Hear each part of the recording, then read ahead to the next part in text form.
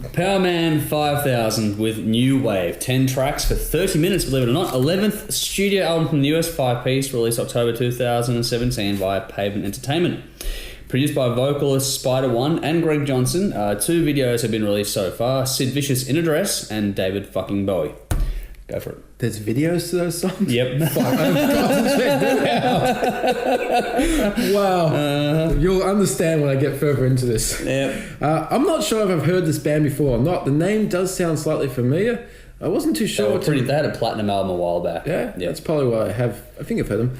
I wasn't too sure what to make of this on my first listen. The vocal style isn't exactly hip-hop, but it kind of has elements of that, which isn't my preferred singing style, but you get used to as it goes along.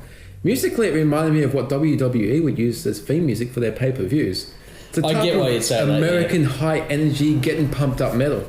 There's a few different styles on this album. They're far from being a one-trick pony. You can tell they're having fun with their music too. I did like the change of pace with the closing track, Run For Your Life.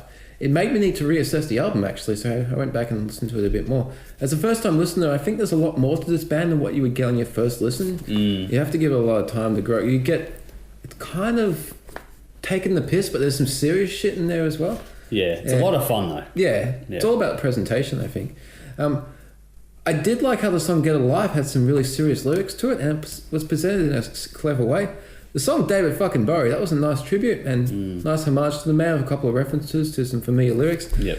Now, I know the song Sid Vicious in the Dress is about the Sex Pistols bass player, but since I mentioned WWE, I couldn't help but picture Sid Vicious, the guy who fought Hulk Hogan at WrestleMania 8, him in a dress, and I am left mentally scarred.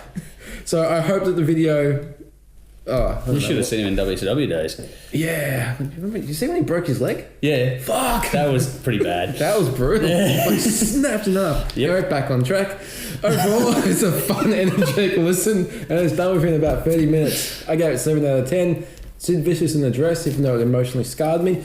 David fucking Bowie, Get Alive and Run For Your Life. All right, now here we go. For those who know this band, they'll be knowing what they're getting into. This project, fronted by Rob Zombie's younger brother, is an interesting one. So I don't know if you knew it was Rob Zombie's I had no idea. I didn't even know he had a younger brother. There you go. That explains a lot. That does explain a lot. When you know that, it puts a lot of things into place for you. Now, whereas Rob Zombie is more the horror theme, Powerman 5000 has always been the sci-fi side of it. So this is high-energy, industrial-based music. That's what it's all about. There's a bit of rap or pop and punk in there as well. It's in the vocal delivery, but it makes sense when you've heard previous records of this band before. Short, sharp, punchy songs. If you want something to pump you up, then look no further. It would be fun to drive on a highway late at night with this one. Just make sure there are no police officers around. And drive on a highway in the early morning. Yes. Well, there you go. Yeah. They've had some lineup changes over the years, but they sound fresh on this record. The production is perfect with the style, sounds fantastic, well balanced. For how much of a sound wall this has with this style of music, it's actually got a remarkable amount of depth in there. It's not like it's just bang and crunch. It actually just sounds great, but loud. It sounds good. Not many bands can do that these days. Everyone's obsessed with making it too loud. There's not really any soft moments per se, but the diversity in the writing is really cool. That said, the track No White Flags in the middle is the definitive soft moment on the record, which is really well done and showcases that this band is actually really talented. That's then followed up by an almost brutal track in Thank God. So you've got this really quiet moment and then this 1 minute 15 song which just goes bang. Great use of melody, more than you'd think from an industrial band, and there's great riffs and groove too, fucking hell. Hooks on top of that make sure that these songs will get stuck in your head, and they do get stuck in your head very easily.